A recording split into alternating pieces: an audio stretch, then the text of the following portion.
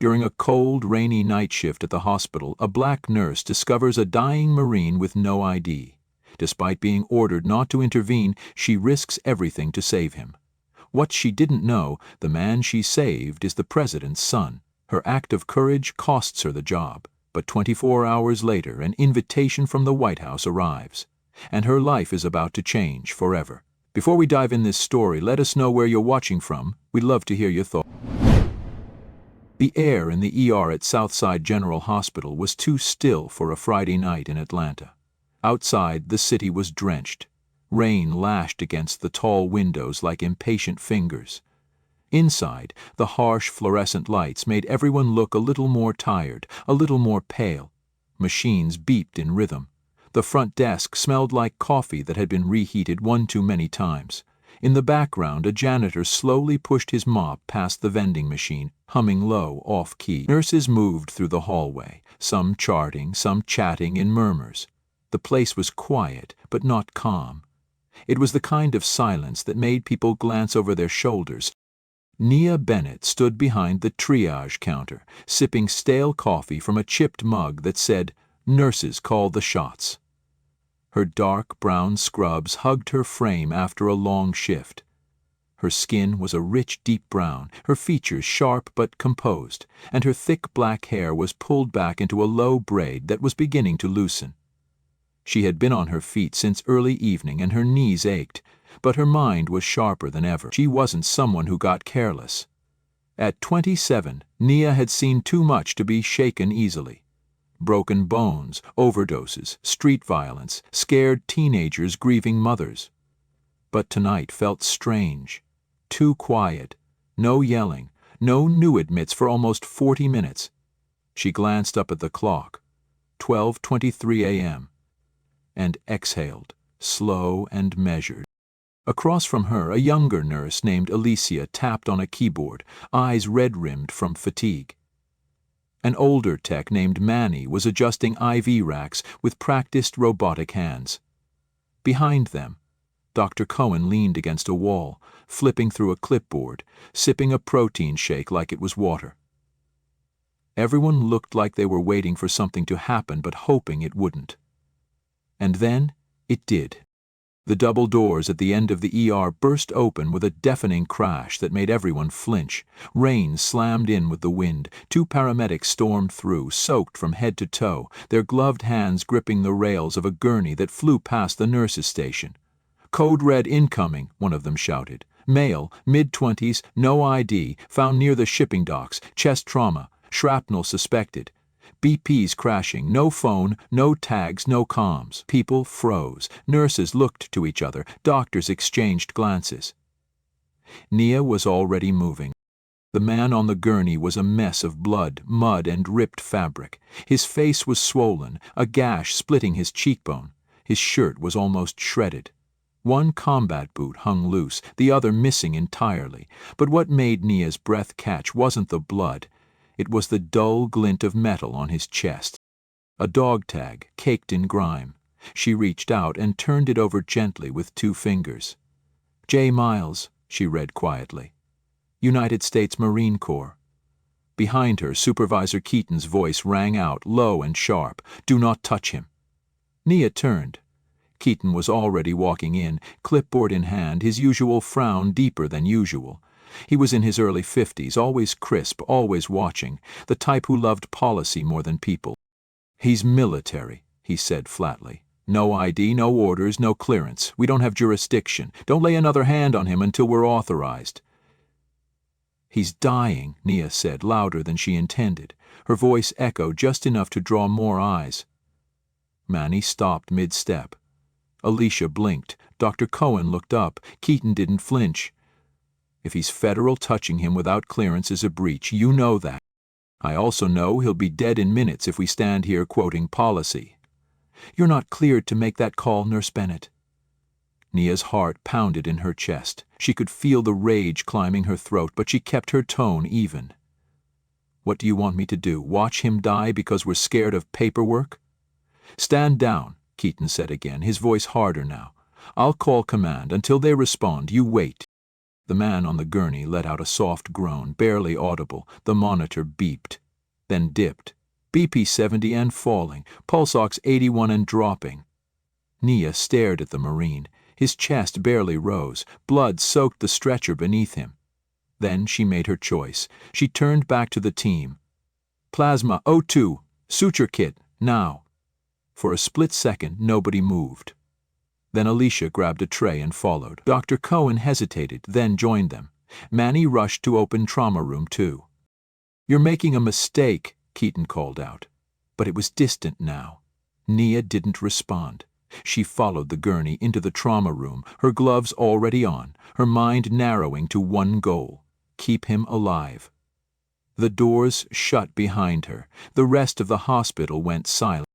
The rain had stopped, but the gray morning sky still pressed down on Atlanta like a held breath. Inside Southside General, the halls smelled of old coffee and disinfectant. Nurses moved quietly, eyes low, steps careful. It was the shift change lull, the moment between exhaustion and urgency, where the silence said more than anyone wanted to admit. Nia sat alone on the bench outside the admin wing, her scrubs wrinkled, her badge limp against her chest. She held a paper cup of vending machine coffee, but hadn't taken a sip, her fingers wrapped around it just to feel the warmth. Her mind hadn't stopped running since the trauma room door slammed shut 4 hours ago. She had saved his life, she knew that. She had done what they all were supposed to do, but the looks she'd gotten since, the whispers, the averted eyes, the tension every time she walked past another nurse station told her something was coming, and not something good. The intercom clicked. Nurse Bennett, please report to the administrator's office. The voice was flat, rehearsed, not a request, not a conversation, just a summons. Nia stood slowly, knees stiff from sitting too long. She smoothed the front of her scrub top with one hand, then walked down the corridor. As she passed the ER nurse's station, Alicia looked up briefly, then looked away. Manny was restocking IV trays, pretending not to see her. Even Dr. Cohen, who had stepped in with her that night, offered only a quiet nod without eye contact. The hallway leading to administration was quieter than the rest of the hospital. Walls were lined with framed awards, donor plaques, mission statements in fancy fonts. It felt disconnected from the lives behind the trauma bay doors, like it belonged to a different kind of building, a cleaner one, a safer one. One that... The office door was open when she arrived. Inside sat Helen Dryden, chief administrator, wearing a burgundy blazer over a white blouse, hair pinned neatly, expression unreadable. Across from her was Anthony Yates, the hospital's legal counsel. Gray suit, thin glasses, a man who rarely looked up from whatever document he was holding. "Come in," Helen said. Her tone was cool, professional, no smile. "Close the door, please." Nia stepped inside, closed the door behind her, and stood still. Helen gestured to the chair. "Have a seat?" She sat. Her heart beat steady but hard, not panic, just a rising wall inside her chest pressing in. "You know why you're here," Helen began. "I assume," Nia said, keeping her voice even. "It's about last night." Helen nodded. She folded her hands over a folder on her desk. "Nurse Bennett, what you did in Trauma 2 was in some ways admirable.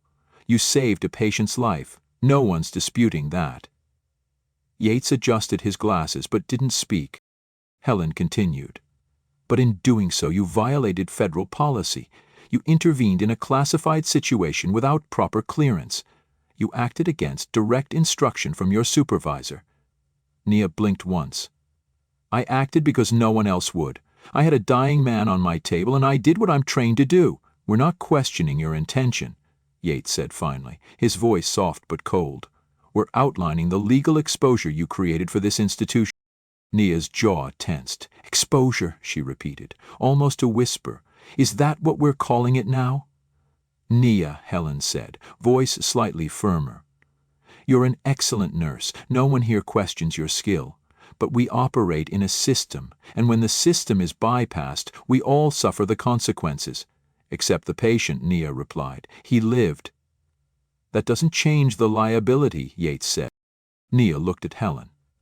So what is this, a warning, a formal write-up? Helen's eyes flicked to Yates, then back to Nia. No, she said. It's termination, effective immediately. The room went still. For a long moment Nia didn't move. The only sound was the low ticking of the wall clock behind Helen's head. Tick, tick, tick. You're firing me, Nia said, voice flat.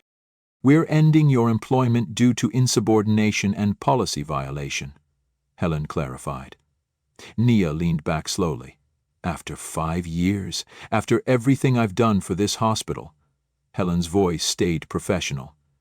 We understand this is difficult, and we're prepared to offer a severance package and a positive reference, as long as there's no challenge to the terms. You think I care about a reference? Nia asked quietly. You think that's why I went into that trauma room? Helen didn't answer. Yates was already pulling papers from a file. I saved a man's life, Nia said again, not because it was easy, not because it was safe, because it was right, and because everyone else in that room looked away. She stood slowly. The chair creaked as she pushed it back. Her hands were clenched now, not shaking, just tight. You'll get my badge and keys by the end of the day, she said. Helen nodded. Thank you, Nurse Bennett. Nia didn't say anything more. She opened the door and stepped out into the hallway, the silence following her like a shadow. Back at the locker room, she opened her cubby with numb fingers. Her name tag, Nia Bennett, RN, sat on the shelf, mocking her now. She removed her stethoscope, a pen light, and a folded photo of her mother from the top corner. Around her, no one spoke. 2 nurses were changing into their day scrubs, avoiding her eyes. One muttered something under her breath, but Nia didn't ask. She zipped her bag, tucked the badge into her front pocket, and walked out of the hospital without looking back. The automatic doors hissed open. The outside air was damp and still. The sun had started to rise behind thick clouds, casting a muted yellow glow across the wet parking lot. She stood for a moment on the curb, arms crossed over her chest, her breath visible in the cool air. A few cars passed by. A man walked his dog across the street. The city was waking up. But for Nia, the world felt quiet in a different way. All I did was save a life, she thought. That's it. Then she turned, lifted her chin, and walked away. The apartment was small but warm, nestled in a weathered brick building off Monroe Avenue in southeast Atlanta. The wallpaper peeled in a few corners, and the floor creaked under certain tiles, but Nia had made it hers. Family photos lined the hallway wall, her mother in her nurse's uniform, her brother in high school graduation robes, her father in military dress blues from a life before illness. A quiet pride lived in every frame. But today the place was silent. The only sound came from the soft hum of the refrigerator and the faint tick of the kitchen clock. Nia sat at the table in an oversized sweatshirt and flannel pants, hair pulled into a loose bun. Her phone was face down beside an untouched bowl of cereal. Her eyes were puffy from lack of sleep. She hadn't turned on the television. She hadn't called anyone. She had spent the morning sitting in the same spot, staring out the window, watching the rain dry on the sidewalk. In her hand, she held a small piece of cold metal, the dog tag. She hadn't meant to take it. In the chaos after surgery, after they moved the Marine into recovery, it had come off in her glove. Somehow, it ended up in her scrub pocket. And when she was escorted out that morning, she didn't think to return it. Now she couldn't stop looking at it. The name was simple, the letters barely visible under the grime. J. Miles. The edges were smooth but worn. It weighed more than it should have, as if it carried the weight of what had happened, what she had done, what they had done to her. A knock broke the stillness. It was sharp, not the kind of knock that came from neighbors or delivery drivers, not a friendly tap. It was direct, timed, and practiced. Nia stood slowly, heart thumping. She crossed the room, peeked through the peephole, and froze.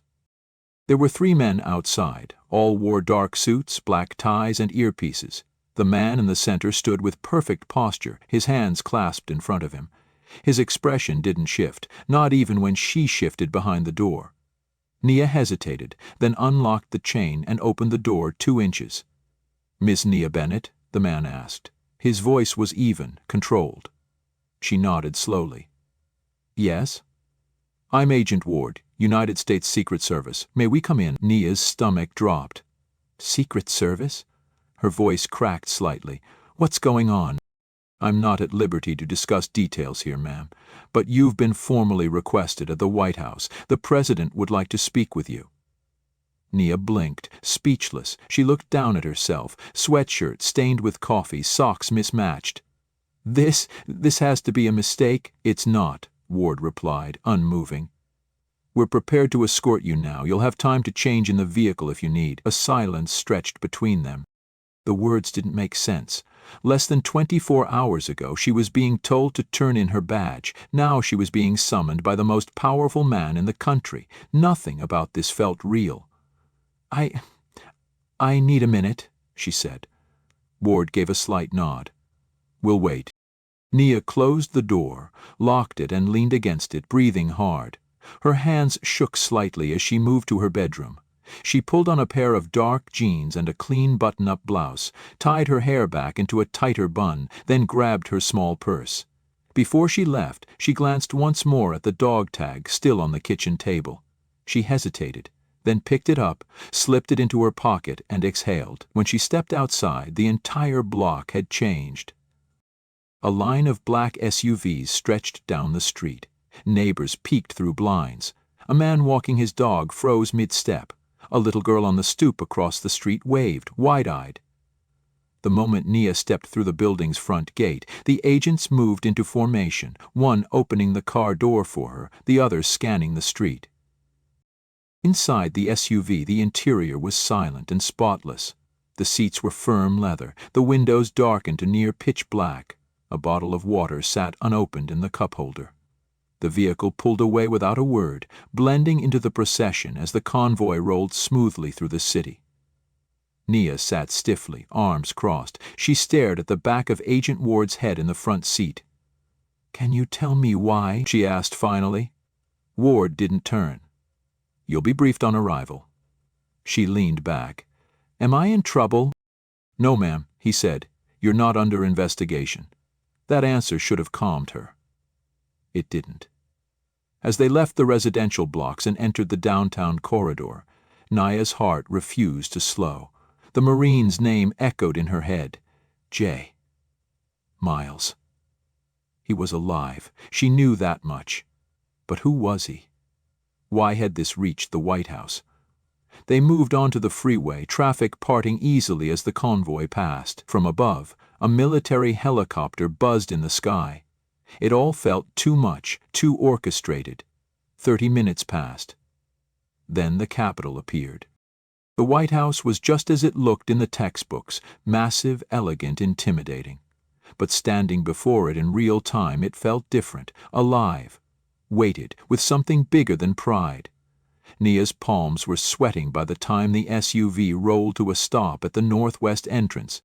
The door opened. A staffer in a navy blue suit stood waiting, clipboard in hand. "Ms. Bennett, this way, please." Nia stepped out, legs slightly shaky. She followed the staffer through security checkpoints, past marble halls lined with portraits, past aides and guards who moved with purpose. No one told her what to expect. No one explained. They stopped in front of a set of large double doors. The aide turned to her. "He's waiting for you inside." Then he opened the doors and stepped aside. Nia took one breath and walked in. The room was brighter than she expected. Sunlight poured in through tall, arched windows, casting golden patches on the marble floor. The walls were lined with shelves, holding thick books with gold lettering, flags draped behind the desk, and 2 large oil paintings hung on either side, both former presidents. And there, near the resolute desk, stood the man she had seen on television countless times. The President of the United States turned as the doors closed behind her. "Nia Bennett," he said, his voice low but steady. "Thank you for coming." Nia stood frozen just inside the doorway, unsure whether to salute, nod, speak, or even breathe. She started, then caught herself. "Yes, sir. Thank you for having me." He offered a faint smile and gestured to the seat across from him. Please. She walked forward slowly, her heart pounding so loud it filled her ears. She sat carefully, her hands folded tight in her lap. The chair felt too soft, too formal.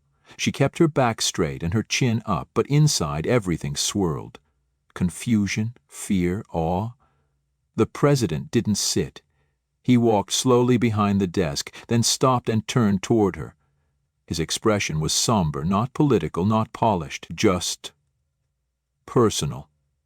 "You saved my son's life," he said. Nia blinked. Her voice caught.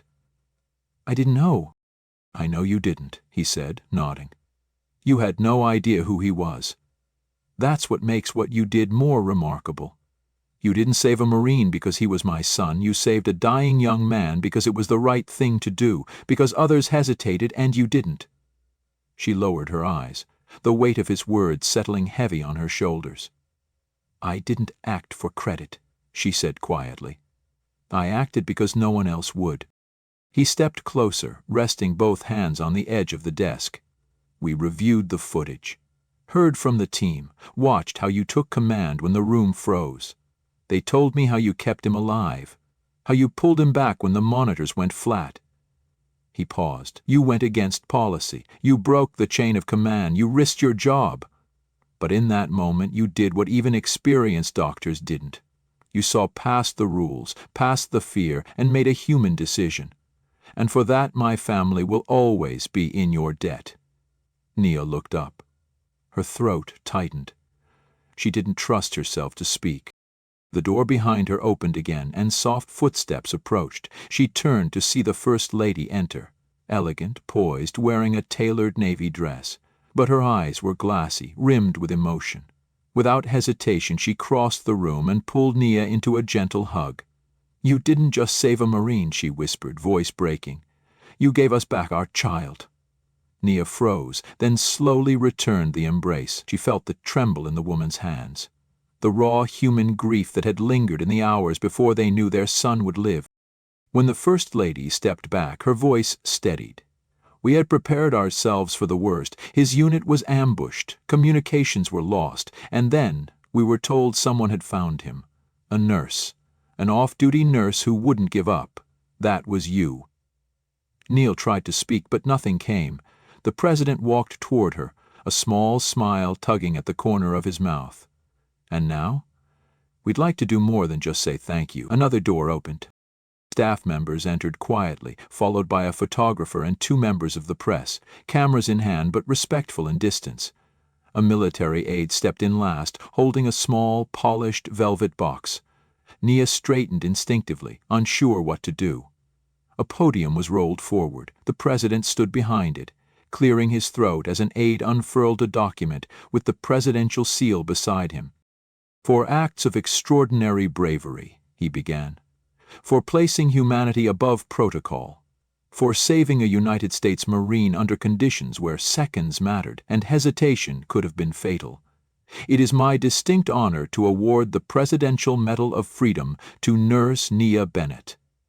Gasps echoed through the room. Flashbulbs flickered. Nia froze, her hands clenched against her legs. She looked at the First Lady, who nodded gently. "You deserve this." The military aide stepped forward. The president opened the box and lifted the medal, its blue ribbon catching the light, the golden star radiant against the velvet. "Please rise," he said. Nia stood slowly, her knees trembling. He stepped toward her and placed the medal around her neck. The weight of it settled just below her collarbone. It was heavier than it looked. The room broke into applause. The president leaned close. "This isn't just a medal," he said. "It's the country saying, 'We see you.'" She managed a smile, one that came with tears, not tears of shame, not exhaustion, but release. When the applause settled, he lifted his hand again. "One more thing," he said, voice full but calm. "This administration believes in investing in those who lead with heart. As of today, Nurse Nia Bennett has been appointed head nurse of the White House Medical Unit." The cameras erupted again. Reporters leaned forward. Staff whispered. Nia's mouth opened slightly. I'm not even employed right now." "You are now," he said with a grin. The First Lady stepped beside her. "You'll have housing nearby, full salary, your choice of staff, and every resource you need to do what you do best." Nia blinked. "I don't even know what to say." "Then don't," the First Lady said gently. "Just take it in. You earned every part of this." Nia touched the metal lightly. It was still warm from his hand. She looked around the room. She thought of that cold ER, the gurney soaked in blood, the silence when no one would move. She thought of the dog tag in her pocket, the decision she made not knowing who he was. And now she stood under the seal of the President, no longer dismissed, no longer invisible, not just seen, respected, and maybe, finally, at peace. Weeks had passed since that day in the White House. The headlines had faded, the cameras moved on, but for Nia Bennett, life had not returned to normal. It had shifted into something entirely new. The White House medical unit was nothing like the ER at Southside General. The walls were quieter, the protocols stricter, the patients more polished, senators with migraines, foreign diplomats with stomach bugs, security staff with pulled muscles after training drills. Everything was pristine, controlled, and yet, in many ways, more distant than the chaos she had come from. Still, she adjusted. Her badge now read Nia Bennett, RN, Director of Medical Services. Her name was stitched into her new uniform in white thread below the White House seal. Her office sat just 2 doors down from the Vice President's suite. The first time she walked into it alone, she stood still for nearly a full minute, the door closed behind her, just breathing. It smelled like fresh paint and new leather. The desk gleamed. On the shelf behind her, they had already framed a photo from the medal ceremony, but her eyes were drawn to what sat on the corner of the desk. J. Miles' dog tag. She hadn't let it go. She had offered it back once. Leon Jackson, the young Marine she saved, had smiled at her gently and said, "Keep it. It reminds me we both made it." She never argued again.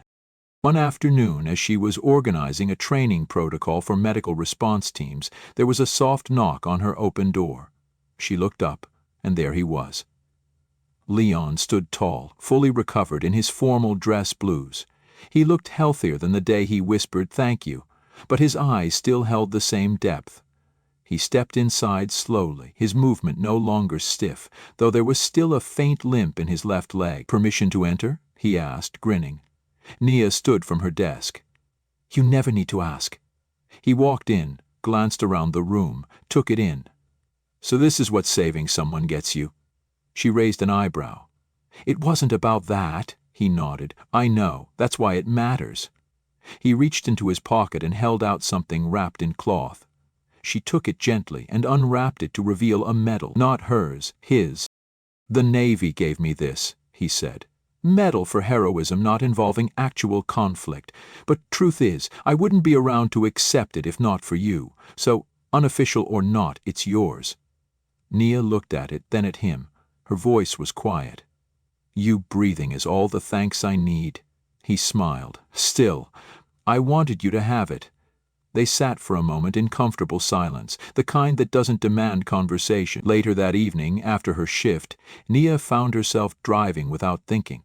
The sun was setting, painting the sky in deep oranges and purples. Her hands turned the wheel almost on their own.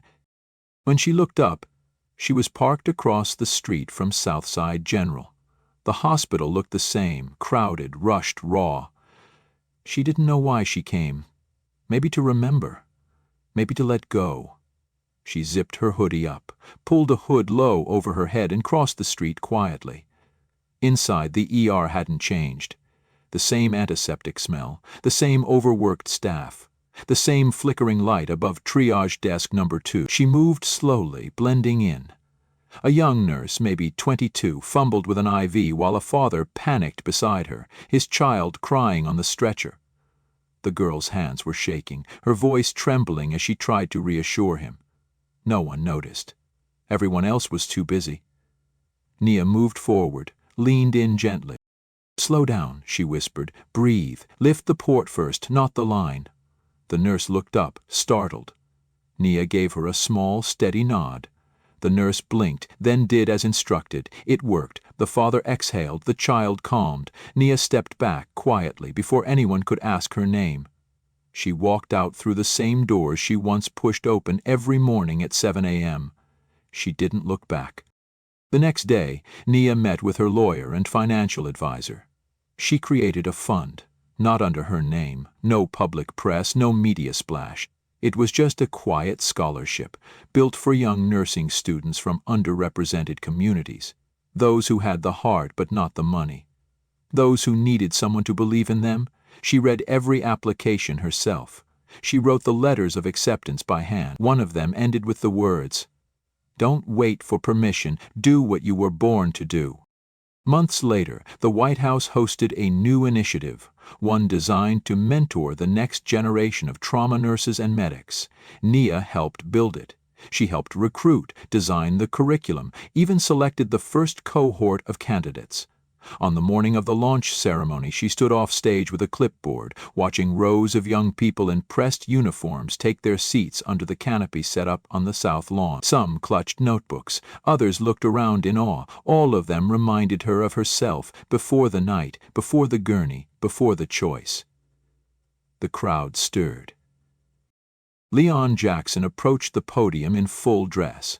When he raised his hand in salute, Nia blinked. He wasn't saluting the flag. He was saluting her.